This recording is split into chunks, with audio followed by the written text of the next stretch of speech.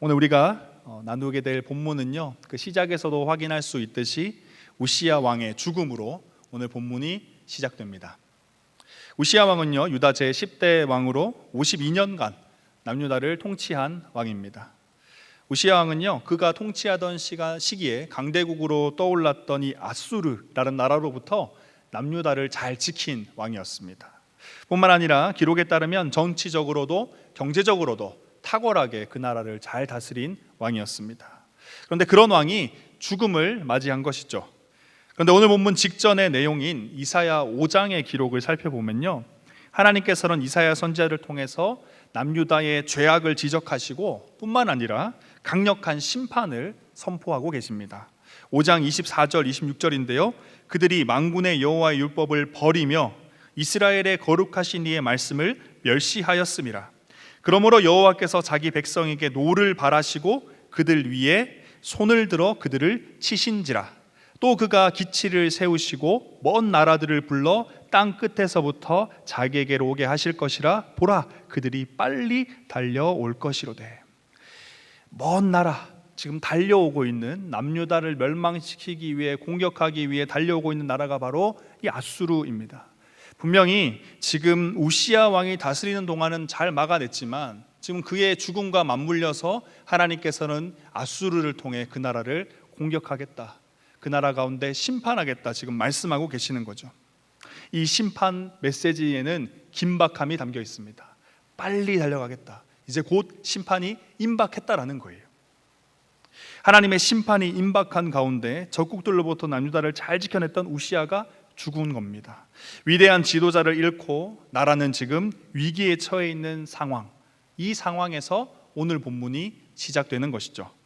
본문의 내용을 통해서 지금 이사야는 성전에서 아마 기도하다가 환상을 봤다라고 우리는 미루어 짐작할 수 있습니다. 위대한 지도자를 잃고 적국이 쳐들어오기 직전이라는 상황, 위기 가운데 하나님께서는 성전에 있던 이사야 선지자에게 보좌, 다시 말해서 가장 높은 권위와 영예를 지닌 유일하고도 참된 왕의 자리에 앉은 하나님의 그 모습을 이사야 선지자에게 보여주시는 거죠. 1절입니다. 우시야가 죽던 해 내가 본즉 주께서 높이 들린 보좌에 앉으셨는데 그의 옷자락은 성전에 가득하였고. 하나님이라는 그 존재가요, 얼마나 위대하시고 거대한지 높이 들린 보좌에 앉으신 그의 옷자락이 이스라엘 성전을 채우고 있습니다. 솔로몬은요, 성전을 건축하고 이런 말을 합니다. 열왕기상 8장 27절인데요, 하나님이 참으로 땅에 거하시리이까 하늘과 하늘들의 하늘이라도 주를 용납하지 못하겠거든 하물며 내가 건축한 이 성전이오리까. 이 땅은 그분의 발등상도 되지 못할 만큼 위대하신 그 하나님을 스랍들, 다시 말해서 이 불타는 존재, 빛나는 존재라고 할 수 있는 그 존재들이, 이 스랍들이 하나님을 모시고 서 있습니다. 이사야는요, 이어지는 이전 말씀에서 그 스랍들, 그 존재들에 대해서 이렇게 묘사를 하고 있는데요, 스랍들이 각기 6날개가 있었다. 2날개로는 발을 가리고 2날개로는 얼굴을 가리고 2날개로는 날고 있었다. 스랍들의 이런 모습은요, 감히 형언할 수 없는 하나님의 절대적인 영광과 권위에 그들의 존재가 압도되어서 스스로를 숨기고 가리는 것으로 우리는 이해할 수 있습니다. 하나님의 절대적인 영광과 권위에 압도된 이 스랍들이요, 하나님을 찬양하기 시작합니다. 거룩하다, 거룩하다, 거룩하다, 만군의 여호와여. 그의 영광이 온 땅에 충만하다. 이 거룩하다라는 표현을 3번 반복한 것은 최상급의 표현입니다. 하나님은 거룩 그 자체다. 절대적인 거룩을 소유하신 분이다라는 거죠. 그리고 하나님의 거룩을 찬양한 스랍들은 곧이어서 그의 영광이 온 땅에 충만하다라고 선포하죠. 오늘 본문에 뒤이어지는 내용을 조금 더 살펴보면요, 스랍들의 고백이 얼마나 강력했는지 문지방의 터가 요동하고 성전에서는 연기가 충만했습니다. 압도적인 하나님의 영광과 권위, 그리고 그분의 절대적인 거룩과 영광 앞에 이사야 선지자는 존재론적 위기를 경험하게 됩니다. 6장 5절인데요, 내가 말했다. 재앙이 내게 닥쳤구나. 나는 망하게 되었구나. 나는 입술이 더러운 사람이요 또 입술이 더러운 백성 가운데서 사는데 이런 내가 왕이신 만군의 여호와를 내 눈으로 직접 배웠구나. 이사야는요, 자신의 두 눈으로 담을 수도 없고 자신의 머리로 다 이해할 수 없는 하나님의 그 영광과 권위에 압도된 거예요. 뿐만 아니라 그분의 영광과 거룩 앞에서 두려워 떨었습니다. 그러면서 이렇게 말했던 겁니다. 자기의 입술이 더럽다. 자신이 속한 이 공동체 또한 입술이 더럽다. 감히 거룩하신 그 하나님을 두 눈으로 지금 봤는데 이제 나는 재앙이 닥쳤구나. 난 이렇게 더러운데 거룩하신 하나님을 보니까 난 이제 죽었구나, 망했구나 라고 말하는 겁니다. 이사야의 이런 고백을 통해서 우리는 오늘 본문의 핵심 주제이자 오늘 설교 전체를 관통하는 이 거룩, 그 거룩의 의미와 참된 거룩이 우리에게 어떤 영향을 주는지 우리는 알 수 있습니다. 이 거룩이라는 그 단어 자체를 우리가 먼저 살펴봐야 되는데요, 원어로는 코데시, 구분하다, 분리하다라는 뜻의 이 거룩은요, 우리가 이 거룩에 대해서 의미를 정확히 파악하기 위해서는 무엇으로부터 구분되는 것인지, 무엇으로부터 분리되는 것인지를 알아야 됩니다. 코데시라는 것이 구분하고 분리하다는 건 알았는데 그러면 무엇으로부터 구분되는 것일까? 오늘 두 번째 본문인 레위기 19장의 말씀에 따르면요, 하나님께서는 이렇게 말씀하십니다. 19장 2절 3절입니다. 너는 이스라엘 자손의 온 회중에게 말하여 이르라. 너희는 거룩하라. 이는 나 여호와 너희 하나님이 거룩함이라. 너희 각 사람은 부모를 경외하고 나의 안식일을 지키라. 나는 너희의 하나님 여호와이니라. 하나님께서는요, 자신이 거룩하니 이스라엘 백성 너희도 거룩해야 된다라고 말씀하시면서 부모를 경외할 것, 안식일을 지킬 것을, 그리고 뒤이어지는 말씀에서도 실제 삶의 현장에서 행해지길 원하시는 여러 가지 것들, 도둑질하지 말라, 가난한 사람을 위해서 반 모퉁이를 남겨둬라, 귀먹은 자를 저주하지 말라, 맹인 앞에 장애물을 놓지 말라 라는 이러한 요청들을 하십니다. 그리고 이런 하나님의 요청은요, 결국 당시 이스라엘 백성들은 가나안 땅에서 그들과 함께 살고 있던 다른 민족들과 구분되어야 한다라는 것이죠. 하나님이 이스라엘 백성들에게 요청하셨던 거룩은 가나안 땅, 세상의 다른 민족들과 구분되는 것, 더럽고 악한 세상과 구분되는 것, 바로 이게 하나님이 말씀하시는 거룩이다라는 겁니다. 정리해 본다면 이사야 선지자 앞에서 스랍들이 하나님을 향해 외쳤던 그분의 거룩, 그 거룩은요, 구분되는 것을 의미하는데 그것은 세상으로부터, 더럽고 악한 것으로부터의 구분을 의미합니다. 그리고 거룩하며 거룩한 하나님께서는 악으로부터 완벽하게 구분되어 계신 분이다라는 거죠. 그분의 거룩은 절대적인 거룩이기 때문입니다. 다시 말해서 하나님께서는 그 어떤 악도 없다라는 거예요. 그래서 시편 기자는 이렇게 고백하는데요, 107편 1절입니다. 여호와께 감사하라. 그는 선하시며 그의 인자하심이 영원함이로다. 그는 거룩 그 자체다. 그에게는 어떠한 죄도 없다. 죄로부터 완벽히 구분된 선하신 분이다라고 시편 기자가 고백하는 겁니다. 이렇게 거룩 그 자체이신 하나님은요, 흡사 모든 곳, 모든 것을 비추는 형언할 수 없는 밝은 빛과도 같아요. 하나님의 존재는요, 밝은 빛과도 같습니다. 아무리 작은 죄라도, 아무리 깊이 숨겨진 죄라도 모두 드러내 보이는 그런 빛과 같은 존재가 거룩 그 자체이신 하나님이다라는 거예요. 그래서 거룩 그 자체이신 하나님 앞에, 빛 되신 하나님 앞에 이사야가 서니까요, 자신의 모든 것, 나의 치부, 나의 더러움, 깊이 숨겨놨던, 심지어 나조차도 인지하지 못했던 그 모든 죄가 다 드러나니까 그가 이렇게 말하는 겁니다. 그때 내가 말하되 화로다, 나는 망했다라고 이야기를 하는 거예요. 죄와 완벽하게 구분되신 거룩 그 자체이신 하나님 앞에서 자신의 죄와 자신의 민족의 죄로 인해 두려워 떨고 있던 이사야에게 놀라운 일이 일어납니다. 오늘 본문 6장, 뒤이어지는 6장부터 6절 7절인데요 그때 그 스랍 중에 하나가 부젓가락으로 제단에서 집은 바 핀 숯을 손에 가지고 내게로 날아와서 그것을 내 입술에 대며 이르되 보라, 이것이 내 입에 닿았으니 내 악이 제하여졌고 내 죄가 사하여졌느니라 하더라. 하나님을 모시면서 서 있던 스랍들 중에 하나가요, 부젓가락, 다시 말해서 집게로 제단에서 숯을 하나 꺼내서 그것을 손에 들고 이사야에게 날아온 겁니다. 그리고 그 숯을 이사야의 입술, 다시 말해서 그가 부정하다고 말했던 그 입술에 가져다 대는 거죠. 그리고 이렇게 말한 겁니다. 이것이 내 입에 닿았으니 내 악이 제하여졌다, 내 죄가 사하여졌다. 이게 어떤 의미일까요? 1차적으로는 이사야로 하여금 거룩하신 하나님 앞에서 두려움을 떨게 만들었던 그의 부정함, 그의 죄가 사라졌다라는 거예요. 이 스랍의 말과 같이. 그리고 거기서 한 걸음 더 나아간다면 이것은 하나님의 거룩, 죄와 구분된 상태가 지금 이사야에게 허락되었다라는 겁니다.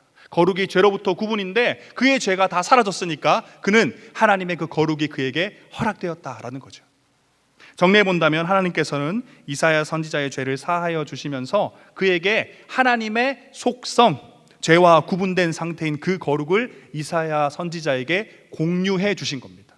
하나님의 그 거룩을 이사야도 누리게 만들어줬다라는 거예요. 그리고 이런 모습은요, 과거 이스라엘 백성들과 하나님의 관계 속에서도 동일하게 드러나요.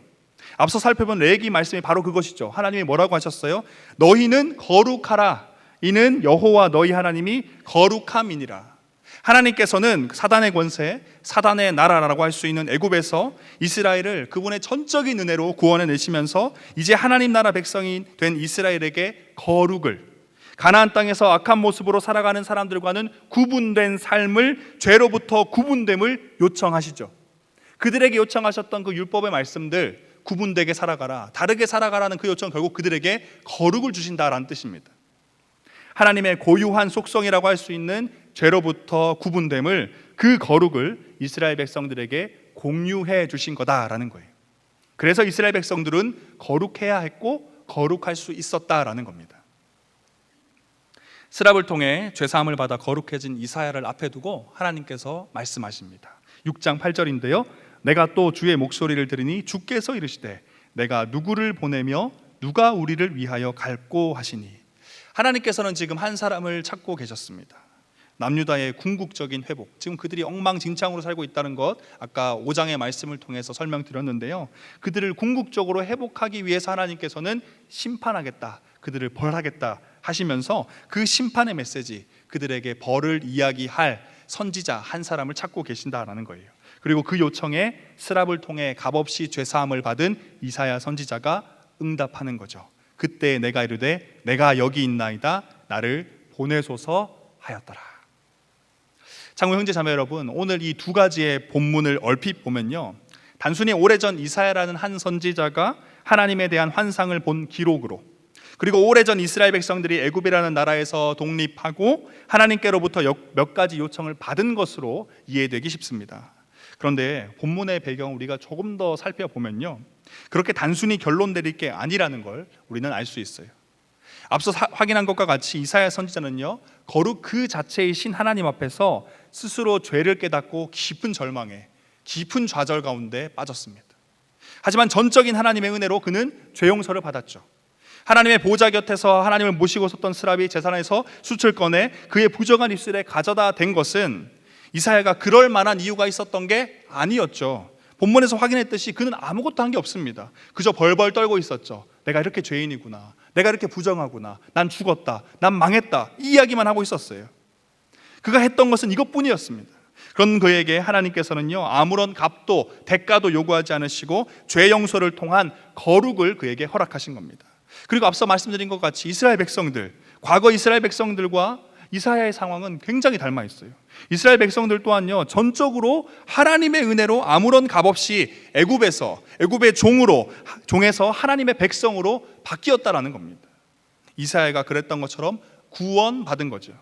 정리해 본다면 오늘 두 본문 속 주인공 이사야와 출애굽한 이스라엘 백성들은 모두 하나님으로부터 죄 용서받은 자, 하나님께로부터 거룩을 허락받은 자다라는 겁니다. 이런 점에서 본다면 오늘 함께 나눈 이 본문 말씀이 생각 이상으로 우리와 밀접한 관련이 있다라는 걸 알 수 있어요. 우리 또한 이사야처럼, 이스라엘 백성들처럼 거룩 그 자체이신 하나님 앞에서, 거룩이라는 그 절대적인 빛 앞에서 내가 가진 모든 죄를, 그래서 내가 얼마나 큰 죄인인지를 깨달은 자들이죠. 우리 모두는 하나님이 보여주시는 그 말씀의 빛 앞에, 거룩의 그 빛 앞에서 내가 얼마나 절망밖에 없는 죄인인지, 얼마나 큰 죄인인지를 깨달은 그런 존재다라는 거예요. 그리고 그 죄를 전적인 하나님의 은혜로 그 어떤 값도 치르지 않고 용서받은 자, 과거 이스라엘 백성들과 같이 사단의 권세 아래서 사단의 종으로 살다가 하나님의 나라로 하나님의 백성으로 살게 된 자들이 바로 우리다라는 거예요. 이에 대해서 신약시대를 살았던 사도 바울은 이렇게 고백을 합니다. 로마서 3장 23절 4절 모든 사람이 죄를 범하였음에 하나님의 영광에 이르지 못하더니 그리스도 예수 안에 있는 속량으로 말미암아 하나님의 은혜로 값없이 의롭다 하심을 얻은 자 되었느니라. 이 말씀이 오늘 우리에게도 해당이 되고 이 말씀이 오늘 본문의 이사야에게도 해당이 되고 오늘 본문 두 번째 본문인 이스라엘 백성들에게도 동일하게 해당이 된다라는 거예요. 그런 점에서 오늘 본문 말씀이 우리에게 중요한 의미가 있다라는 겁니다. 장공 형제자매 여러분, 하나님께서는요 그렇게 값없이 구원받은 자들에게 공통적으로 죄 용서받은 자들에게 거룩을 허락하신 그 자들에게 공통적으로 한 가지를 요청하셔요. 그게 무엇입니까? 바로 거룩이에요. 거룩. 죄 용서를 하신 이후에 그들에게 요청하는 딱 한 가지 공통적인 것은 바로 거룩하라래요. 거룩하라. 이사야가 거룩하신 하나님 앞에서 자신의 죄를 깨닫고 절망하고 있을 때 하나님께서는 그의 죄를 값없이 용서하시고 그를 부르시죠. 그리고 그에게 한 가지를 요청하십니다. 이스라엘 백성들을 죄로부터 회복하도록, 다시 말해서 공동체의 거룩을 위해서 심판의 메시지를 전하라고 그를 부르시고 그에게 요청하죠. 이스라엘의 거룩을 요청하신 겁니다. 그리고 오늘 본문 두 번째 본문의 배경에서 확인할 수 있듯이 하나님께서는 이스라엘 백성들을 애굽에서 구원해내신 이후에 하나님 나라 백성 가이드북이라고 할 수 있는 모세의 오경을 주시는데 거기서 그들에게 가장 먼저 순종해야 될 것 첫 번째 요청이 무엇이었어요? 바로 거룩이었습니다. 내가 거룩하니 너희도 거룩하라. 너희는 나에게 순종해야 될을 가르치고 난 이후에 요청하신 첫 번째가 거룩하라라는 거였다는 거예요. 사랑하는 창공 모든 형제 자매 여러분, 지난주 우리는요 하나님께 온전히 순종하기 위해서는 하나님의 하나님 되심을 기억할 때 그분이 어떤 분이신지 우리의 가슴에 깊이 새길 때 온전한 순종을 할 수 있다라고 말씀을 나눴습니다. 그리고 오늘은 온전히 순종할 그 첫 번째 내용이 무엇인지 나누고 있는 것입니다. 하나님께서는 온전한 순종의 방식이 너희를 구원한 하나님은 태초에 천지를 만드신 전능한 하나님임을 기억하며 순종하는 것이다 라고 가르친 이후에 가장 먼저 순종을 요청한 것이 바로 거룩이었다라는 거예요. 출애굽한 이스라엘 백성들에게 요청하셨고 이사야에게도 요청하셨습니다. 근데 여러분, 이게 단순히 거룩해야 하는구나로 끝나서는 안 돼요. 앞서 확인한 것과 같이 이 거룩, 이 코데시라는 건요 하나님의 속성입니다. 하나님이 가지고 있던 거예요. 참된 신, 창조자, 구원자 되시는 그 하나님을 모시고 섰던 스랍들이 하나님을 찬양할 때 다른 게 아니라 그분의 거룩을 찬양했어요. 하나님의 하나님 되심을 가장 잘 나타내는 게 거룩인데, 그래서 그들이 그 하나님을 바라보면서 거룩하다, 거룩하다, 거룩하다로 찬양한 겁니다. 그런데 지금 하나님께서는 절대자 되신 그 하나님을 정의 내리는 그 고유한 거룩이라는 속성을 우리에게, 피조물에 불과한 우리에게 지금 공유해 주시고 계신다라는 거예요. 하나님의 하나님 되심, 하나님의 참된 신 되심을 나타내는 중요한 속성 중 한 가지를 피조물에 불과한, 그것도 얼마 전까지 죄의 깊은 구렁텅이에 빠져서 아무것도 하지 못한 채 죽음만 바라보고 있던 우리를 값없이 구원하시고 거기다가 그것까지 허락해 줬다라는 겁니다. 이런 하나님의 결정은요 하나님과 우리의 관계에 근거해 있어요. 하나님은 우리의 죄를 용서해주고 끝인, 죄만 용서해주면 끝인 그런 법적 관계, 판사와 피고인의 관계로만 우리를 생각하고 있지 않습니다. 하나님은 우리를 그분의 자녀로 독생자이신 예수 그리스도의 생명값을 지불하고도 살리고 싶은 그 무엇으로도 다 설명할 수 없는 한이 없는 큰 사랑으로 사랑하는 그의 아들로, 그의 딸로 우리를 부르셨어요. 자녀는요 부모를 닮습니다. 아까도 제가 예배 시작 전에 한 형제가 저를 찾아와서 제 둘째 아들이 저를 너무 닮았다고 막 사진을 보여주는데요, 닮아요. 외형만 닮는 게 아니라 내면도 닮아갑니다. 그래서 하나님께서는요 자신의 자녀인 그의 백성들, 예수 그리스도의 십자가 값을 통해서 생명값을 지불할 정도로 사랑하는 그 자녀들에게도 나를 닮기를 원하시는 거예요. 그래서 그들에게 요청하는 겁니다. 내가 거룩하니 너희도 거룩하길 원한다. 사랑하는 창공 모든 형제 자매 여러분, 하나님께서는요 수천 년 전 이스라엘 백성들을 애굽에서 구원해 내시며 이사야의 죄를 용서하시며 요청하셨던 거룩, 그 거룩을 오늘 구원받아 이 자리에 선 우리에게도 동일하게 요청하고 계신다라는 겁니다. 그리고 우리는 거룩하라라는 하나님의 요청 앞에서 무엇을 기억해야 되냐? 그 안에 담긴 하나님과 우리의 관계, 그리고 그분의 한없는 사랑을 기억하면서 거룩하라라는 하나님의 요청에 응답할 수 있어야 돼요. 그럼 이제 우리는 이 질문을 할 수밖에 없죠. 어떻게 거룩해질 수 있는 것인가? 어떻게 해야 거룩한 것인가? 창공 형제자매 여러분, 거룩은요, 머리로만 아니라 삶으로, 나로부터 우리가입니다. 머리로만 아니라 삶으로, 나로부터 우리가. 이게 거룩이에요. 이게 무슨 의미냐면요, 거룩은 머리로 이루는 게 아니라는 거예요. 거룩은 지극히 일상적으로 내 삶의 현장 가운데서 이루어지는 것이 바로 거룩입니다. 오늘 본문인 이 레위기 말씀에서 하나님께서 이스라엘 백성들에게 거룩하라 요청하시고 무슨 말씀을 하셨어요? 어떤 종교적인 행위, 거룩한 느낌을 주는, 소위 말해서 홀리한 분위기를 내는 장소와 시간과 무언가를 하라고 요청하셨습니까? 아니었어요. 하나님께서 요청하신 것은요, 지극히 일상적인 것이었습니다. 우리가 매일매일 삶의 현장에서 만나는 상황에 관한 것들이었어요. 가난한 사람들을 위해 반 모퉁이를 수확하지 말라. 가난한 자라고 세력 있는 자라고 무조건 편들지 말고 공의롭게 재판하라. 사람을 비방하지 말고 내 이웃의 피를 흘려 이익을 도모하지 말라. 원수를 갚지 말고 동포를 원망하지 말라. 굉장히 일상적이고 지극히 현실적인 요청이죠. 하나님께서는요, 이러한 것들을 할 때 이스라엘 백성들의 삶에서 그런 것들이 실천이 될 때 그들이 거룩해질 것이다 라고 지금 말씀하고 계신 거예요. 근데 우리는 여기서 한 가지는 확실히 짚고 넘어가야 됩니다. 과거 이스라엘 백성들의 거룩을 위해 주어졌던 이 레위기의 말씀을 그럼 오늘 우리에게 적용하면 우리도 거룩해질까요? 아니다라는 거죠. 거룩의 정의를 우리는 다시 한 번 더 짚어봐야 됩니다. 하나님께서 이스라엘 백성들에게 요청하셨던 거룩은요, 거룩이라는 그 단어의 뜻대로 그들이 애굽을 떠나 이제 새로운 삶의 터전으로 삼은 그 가나안 땅, 그 가나안 땅에서 원래 살고 있던 그 사람들과 구분된 삶을 살아가는 것, 더럽고 악한 세상과는 구분된 인생을 사는 것, 그것이 거룩이죠. 당시 가나안 땅의 사람들은요, 가난한 사람들을 위한 그 어떤 배려와 양보도 없었습니다. 가난한 자라고 세력 있는 자라고 무조건 편만 들고 보는 거예요. 공의 없는 재판을 했습니다. 그리고 그들은 사람 비방하기를 좋아했고 내 이웃의 피를 흘려 이익을 도모했으며 뿐만 아니라 원수 갚기를 힘썼고 동포를 쉽게 원망했습니다. 그래서 하나님은 그들의 삶을 들여다보시면서 그들의 더럽고 악한 삶을 알고 계셨기 때문에 그것과 구분되는 삶을 살라고 그렇게 구체적인 삶의 지침을 내리신 거죠.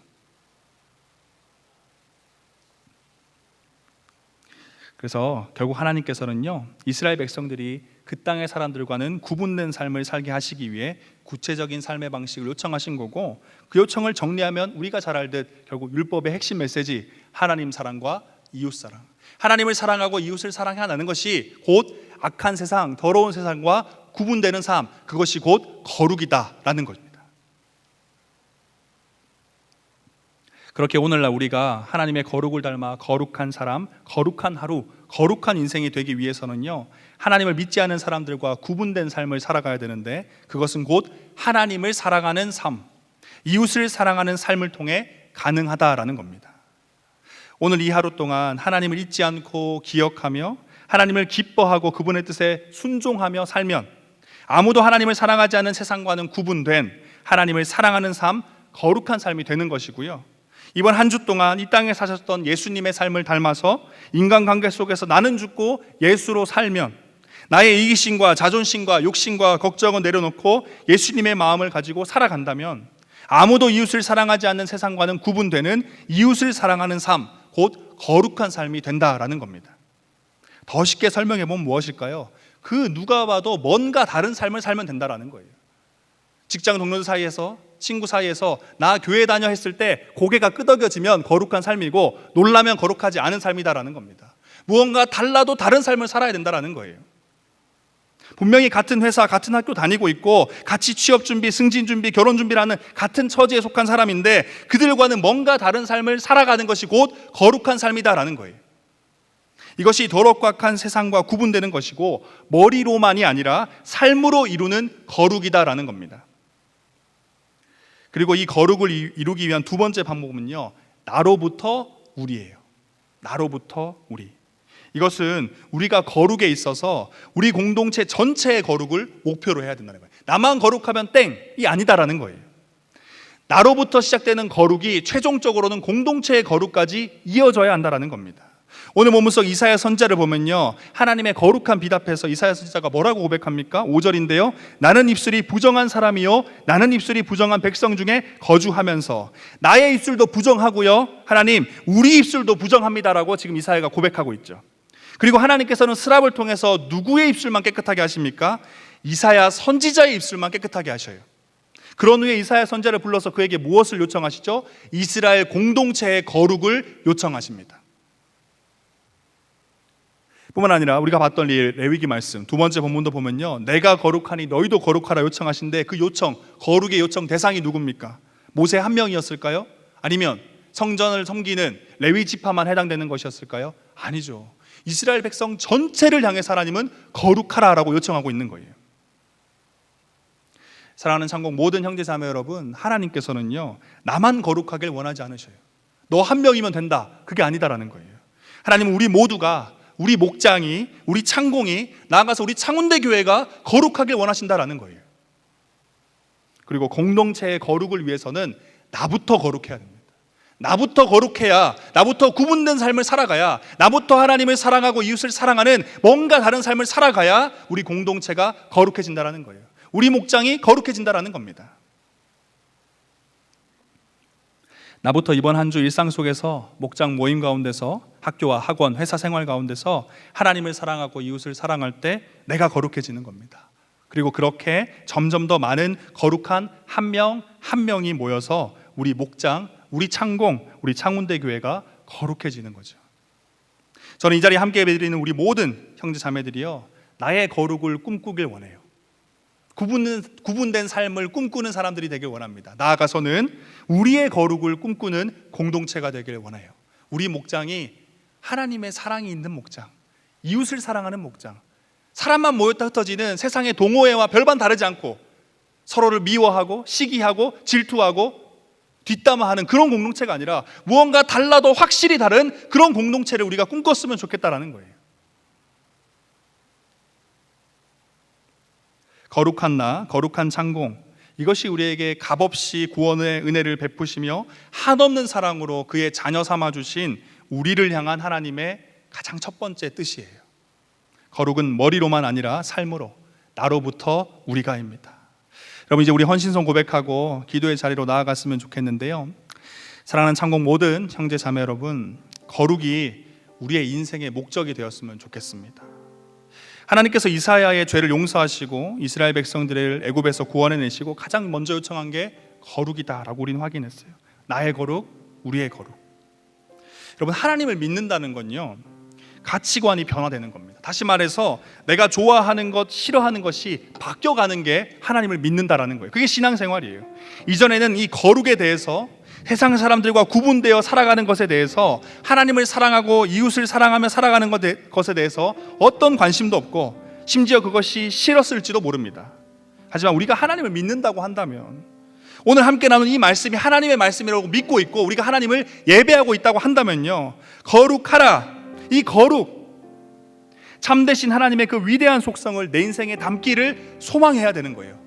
거룩하고 싶다, 거룩한 인생 되고 싶다, 거룩한 공동체 되고 싶다라는 소망감이 우리 가운데 생겨나야 된다라는 겁니다. 내가 믿고 따르며 사랑하고 주인으로, 왕으로, 아버지로 모시는 그분을 닮아가길 원해야 된다라는 거예요. 오늘 본문에는 스랍들이 보좌에 앉으신 하나님을 보면서 하나님을 향한 찬양을 올려드렸다라고 우리 확인했습니다. 뭐라고 하죠? 거룩하다, 거룩하다, 거룩하다 만군의 여호와요. 그리고 곧이어서 이렇게 선포합니다. 그의 영광이 온 땅에 충만하다. 스랍들이 하나님의 거룩하심을 바라보면서 찬양하는데 그것이 온 땅을 덮는 영광이다라고 하는 거예요. 거룩이 곧 영광이다라는 거예요. 저는 이 말씀을 보면서요, 하나님께서 우리에게 거룩하라는 이 메시지 요청 안에 엄청난 선물을 숨겨두셨구나를 깨달았어요. 여러분, 거룩한 삶은 영광스러운 삶입니다. 거룩 그 자체이신 하나님은요, 온 땅을 덮는 영광스러운 분이셨고, 그렇게 우리가 날마다 거룩을 소망하고 거룩하기 위해 하나님을 더욱더 사랑하고 거룩하기 위해 이웃을 더욱더 사랑하면서, 그래서 점점 더 세상과 구분되는 삶, 누가 봐도 뭔가 다른 삶, 예수 그리스도의 향기가 나는 삶을 살아가면 그 인생이야말로 영광스러운 인생이다라는 거예요. 사랑하는 창공 모든 형제자매 여러분, 무엇이 영광스러운 인생이겠습니까? 돈 많이 버는 인생인가요? 높은 자리에 올라가는 인생입니까? 큰 회사를 만드는 사람이 영광스러운 인생일까요? 많은 사람들의 인기와 부러움을 받는 인생이 영광스러운 인생일까요? 하나님께서는요, 자신의 거룩을 그의 백성, 그의 자녀들에게 나눠주시면서요, 그의 삶 속이 거룩으로 가득 차길 원하시고, 나아가서는 그 거룩을 통해 그 인생이 영광스러운 인생 되길 원하고 계신다라는 겁니다. 저는 이 자리에 함께 예배드리고 있는 우리 모든 창공 형제 자매들의 인생이요, 영광스러운 인생 됐으면 좋겠어요. 영광이 가득한 인생 되길 간절히 소망해요. 뿐만 아니라 나아가서 우리 창공이요, 그 누가 봐도 하나님의 거룩이 넘쳐 흐르고 그래서 영광스러운 공동체가 됐으면 좋겠습니다. 우리 삶이 거룩해질 때, 우리 삶이 세상과 구분되기 시작할 때, 그리고 우리 창공은 영광스러운 인생, 영광스러운 공동체가 될 것입니다.